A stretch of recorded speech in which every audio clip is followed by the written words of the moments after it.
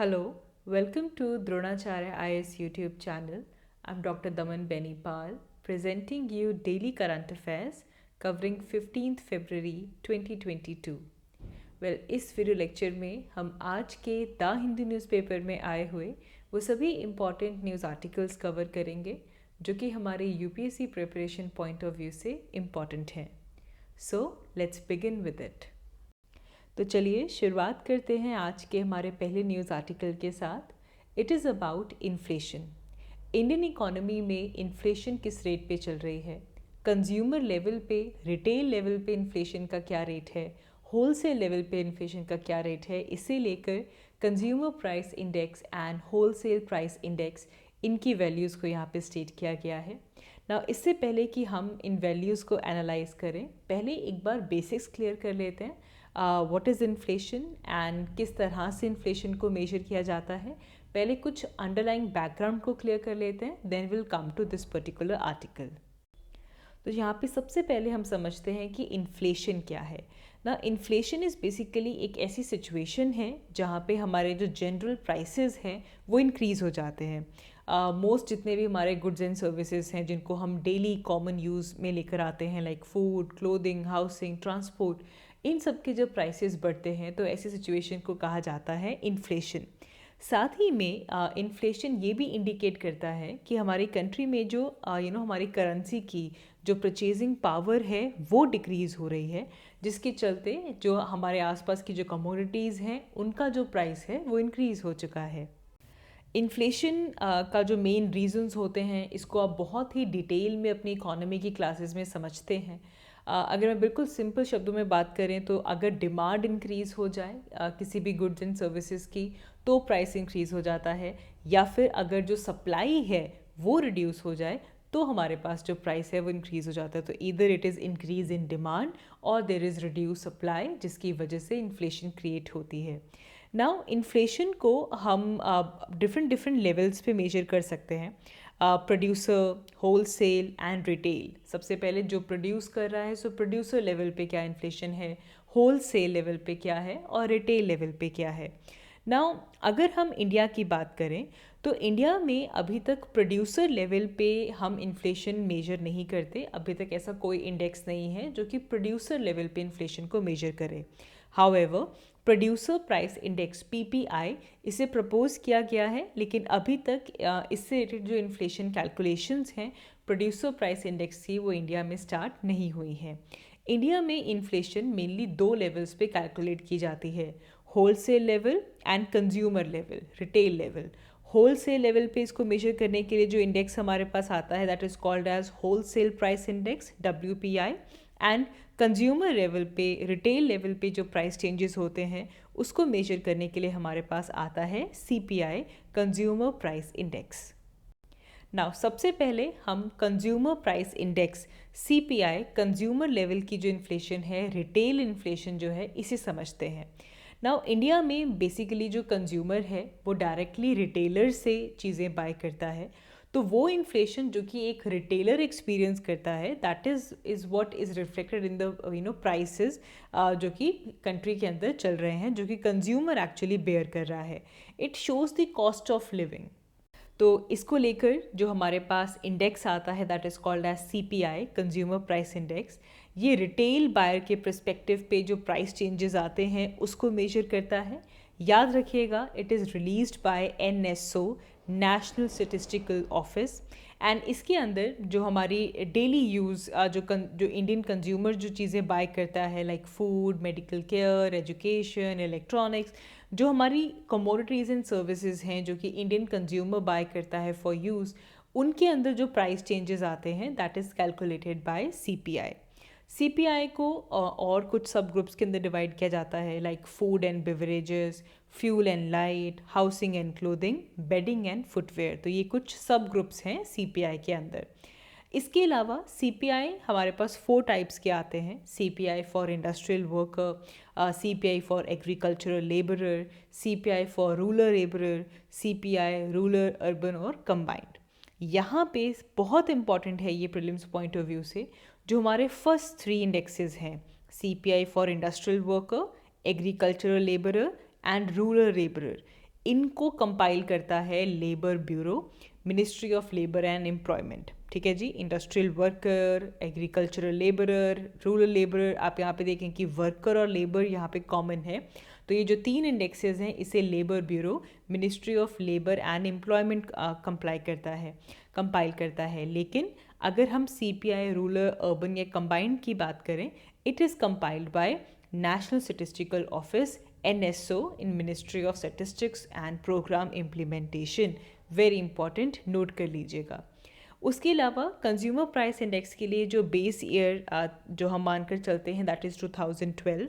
And हमारी जो monetary policy committee आती है, अभी हमने रिसेंटली इस वीक की शुरुआत में मॉनेटरी पॉलिसी कमेटी की क्या रिकमेंडेशंस हैं उनको स्टडी किया था। तो इन्फ्लेशन का डाटा जो हम कहते हैं कि मॉनेटरी पॉलिसी का टारगेट है कि इंडिया में इन्फ्लेशन 2 to 6 की ब्रैकेट के बीच में रहे, तो उसके लिए वो जो डाटा प्रेफर करते हैं दैट इज़ एक्चुअली CPI। तो ये जो CPI इंडेक्स है इसमें ऑलमोस्ट अराउंड 260 कमोडिटीज़ होती हैं जिसके अंदर गुड्स एंड सर्विसेज दोनों इंक्लूड होते हैं। And as you can see कि हमारे जो डिफरेंट सोशियो इकोनॉमिक ग्रुप्स हैं, industrial worker, agricultural labourer, rural labourer, इन सबको यहाँ पे इंक्लूड किया गया है।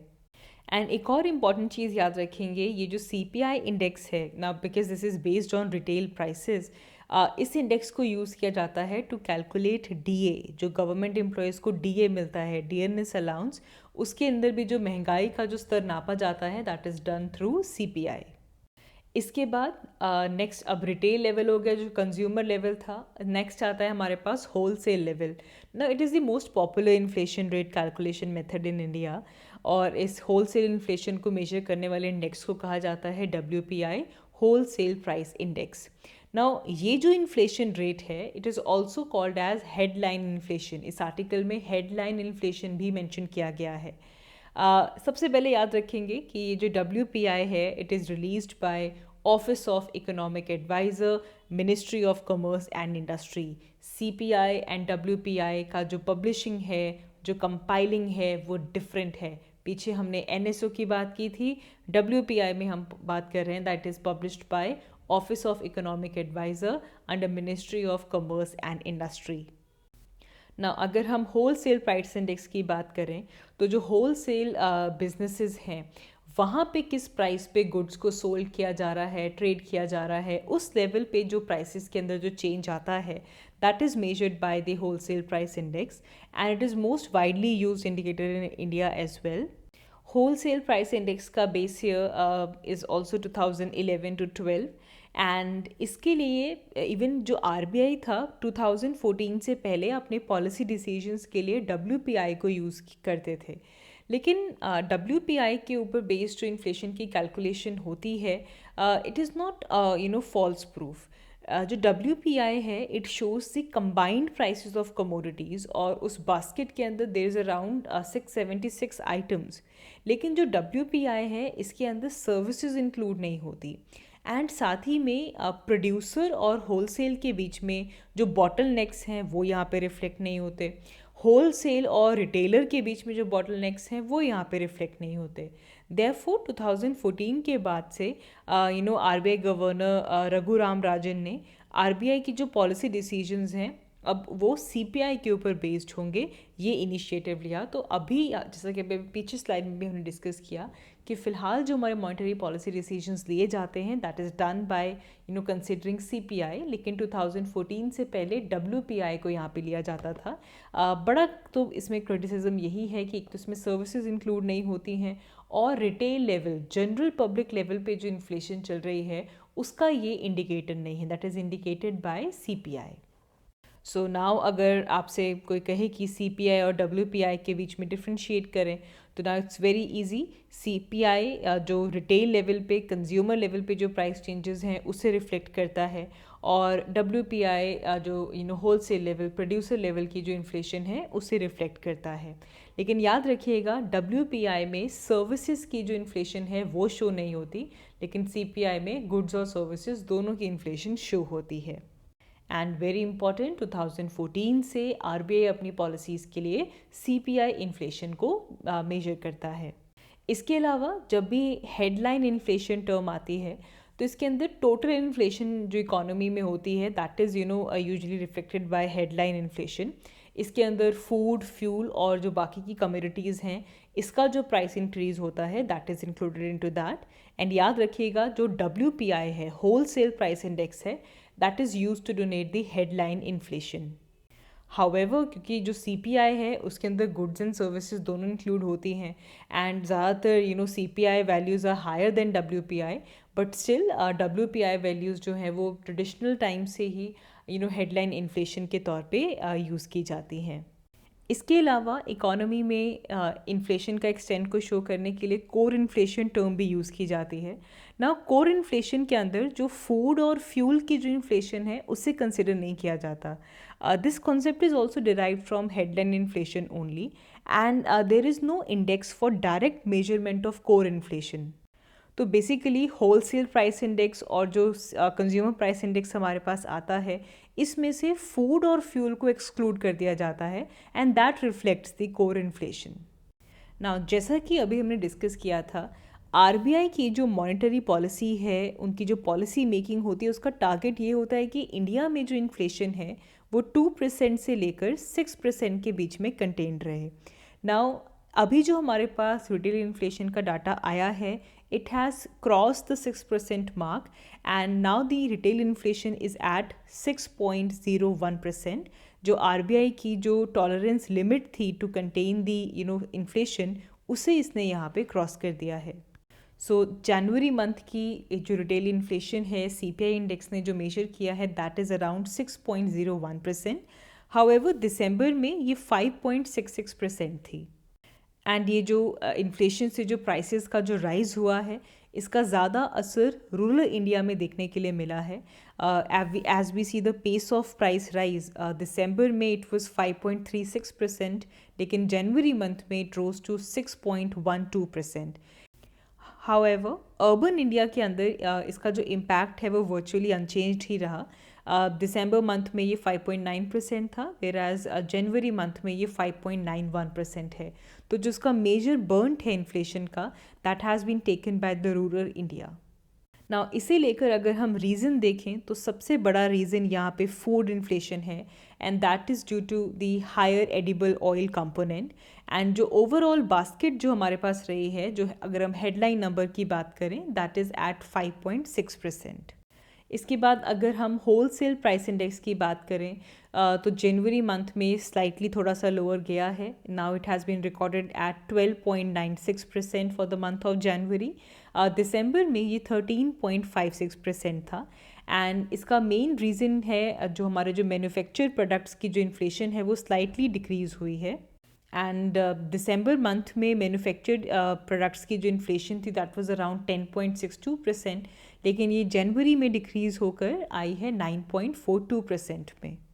ना होल सेल प्राइस इंडेक्स में भी अगर हम फ्यूल एंड पावर इन्फ्लेशन की बात करें तो उसमें ज़्यादा चेंजेस रिकॉर्ड नहीं हुए हैं, लेकिन जो लेवल हैं वो बेसिकली जो हमारे प्राइमरी आर्टिकल्स हैं और जो फूड इंडेक्स है, फूड इन्फ्लेशन की वजह से ही मेजर इन्फ्लेशन देखने के लिए मिल रही है। एज पिछले 2 सालों की हाईएस्ट फूड इन्फ्लेशन जनवरी मंथ में रिकॉर्ड की गई है एट 9.6% एंड दिसंबर में दिस वाज अराउंड 9.2%। तो ये जो काफ़ी बड़ा प्राइसेस में हमें जंप देखने के लिए मिला है, vegetable prices, egg, meat, fish, इन सब के प्राइसेस इंक्रीज़ हुए हैं। सो फूड इन्फ्लेशन के साथ साथ हमारे जो क्रूड ऑयल प्राइसेस को लेकर भी अनसर्टेनिटी बनी हुई है।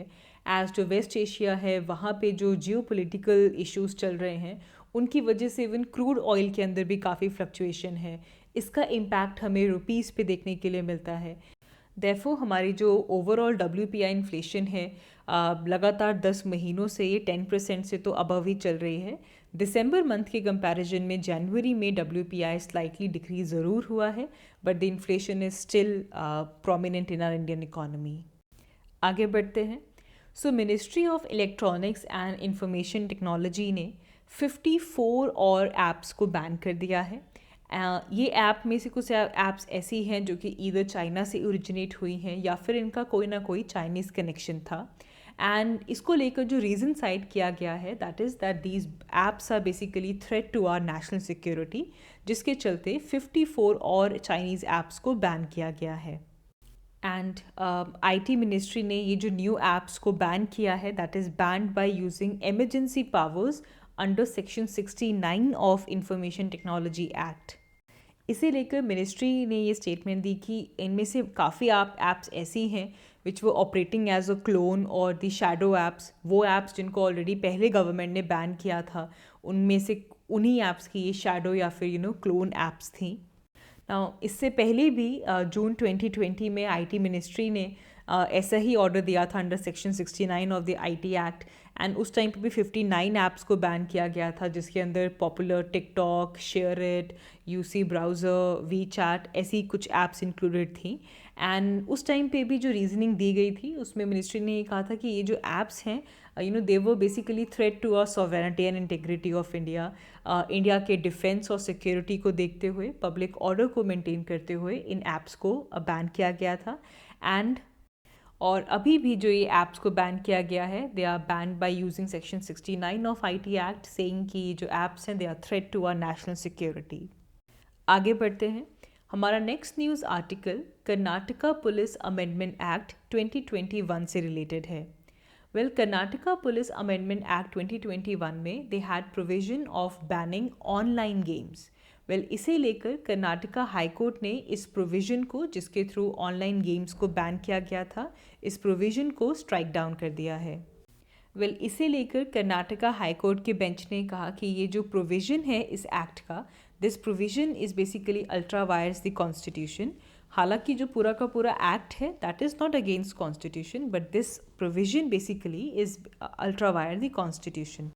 ये जो कर्नाटका पुलिस अमेंडमेंट एक्ट 2021 था, इस लॉ के अंदर हर एक तरह की betting in connection to any game except for horse riding. However, ये जो एक्ट है, ये जो लॉ है, it oppose the online gaming companies, stating that कि ये जो पॉलिसीज़ हैं this would affect the prospectus of Karnataka and which is basically emerging as online gaming companies hub. तो इस एक्ट में बेसिकली हर एक फॉर्मेट की जो ऑनलाइन गेम्स थी, जिसके अंदर वेजरिंग, बेटिंग, गैम्बलिंग जैसे नेचर की जो ऐप गेम्स थी, उनको यहाँ पे बैन किया था, जिसकी वजह से मोबाइल प्रीमियर लीग MPL वो एक ऐसी फर्स्ट कंपनी थी जिसने अपने ऑपरेशंस को कर्नाटका के अंदर होल्ड बैक कर दिया था। After that Paytm first games was also locked in Karnataka, and जिसके बाद जो ऑनलाइन गेमिंग कंपनीज थे they move to the court to question this new legislation, and ऐसा ही सिमिलर लॉ इवन तमिलनाडु में भी क्वेश्चन किया गया है। ना इसे लेकर बड़ा कंसर्न ये है, अगर हम internet and mobile association of India को देखें, ये जो न्यू लेजिस्लेशन गवर्नमेंट ने बनाया है, इससे जो कर्नाटका की इमेज है एज अ स्टार्टअप हब, उसके ऊपर इसका इम्पैक्ट पड़ता है, जिसकी वजह से काफ़ी रेवेन्यू डेफिसिट भी क्रिएट हो सकता है इन अ पर्टिकुलर स्टेट। एंड ऐसे लॉज की वजह से, ऐसे लेजिस्लेशंस की वजह से जो ऑफ शोर गैम्बलर्स हैं दे कैन फ्लरिश। आगे बढ़ते हैं। हमारा next news article economical weaker section EWS quota से रिलेटेड है। वेल, recently economical weaker section quota को लेकर इसका जो क्राइटेरिया है ये इशू काफ़ी रेज हुआ था, specially in the NEET PG examination. Well, इसे लेकर सुप्रीम कोर्ट ने कहा है कि जो भी डिसाइड किया गया है कि जो क्राइटेरियाज रहने वाले हैं to identify the economical weaker section, they will also apply to the NEET PG admissions of 2022 and 23 as well.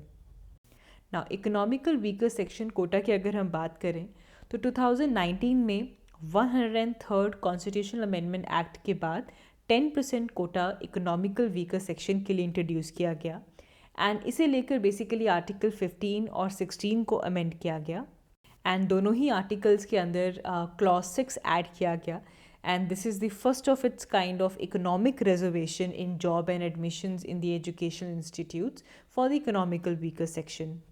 तो बेसिकली वो लोग जो कि शेड्यूल कास्ट, शेड्यूल ट्राइब या फिर socially and educationally backward classes में इंक्लूड नहीं होते, उनके वेलफेयर के लिए इकोनॉमिकल वीकर सेक्शन को इंक्लूड किया गया, एंड इसके थ्रू बोथ सेंटर और state, both of them can provide reservation to the economical weaker section of the society.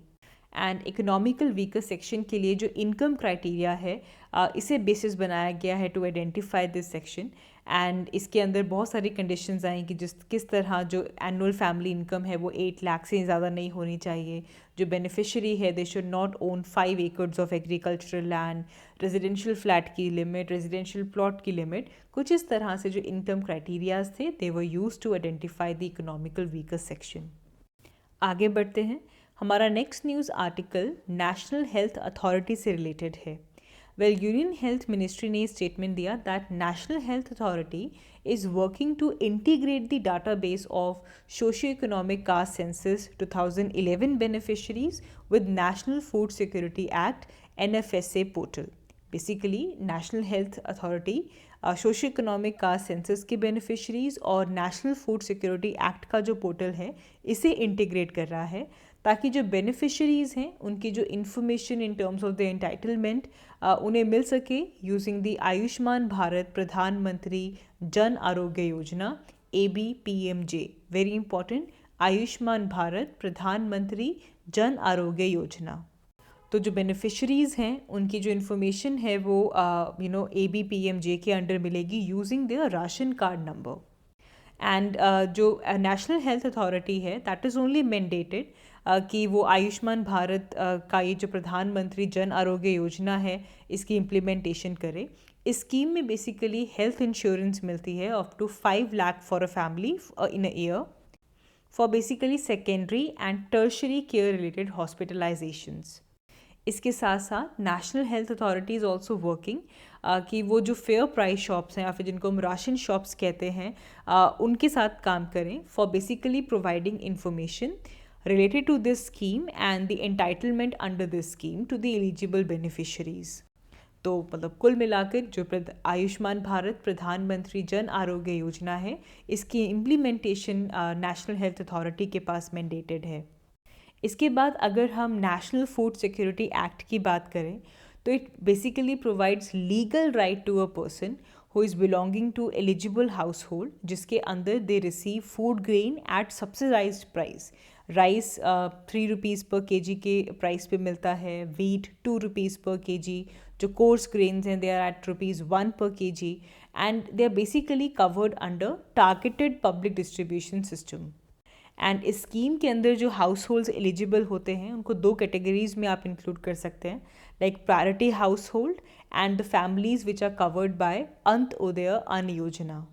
जो प्रायोरिटी हाउस होल्ड्स हैं they receive basically 5 kgs of food grains per person per month, whereas जो अंत्योदय अन्न योजना के अंदर आते हैं they are entitled to 35 kgs per month at the same prices.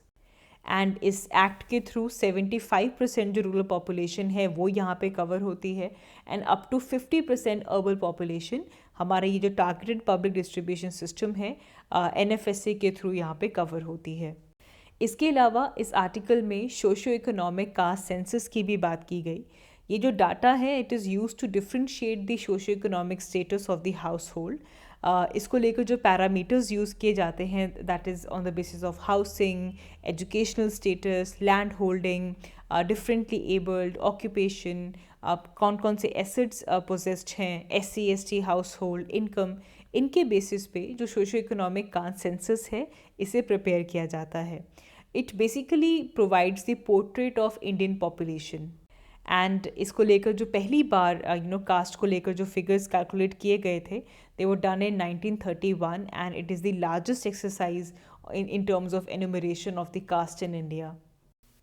So that is it. That is all for this video. हमने इस video में आज के न्यूज़पेपर में जो भी इम्पोर्टेंट न्यूज़ आर्टिकल्स थे हमारे प्रिपरेशन पॉइंट ऑफ व्यू से उन्हें डिस्कस किया। If you like this video, do like and comment down below. I will see you in my next one. Thanks for watching.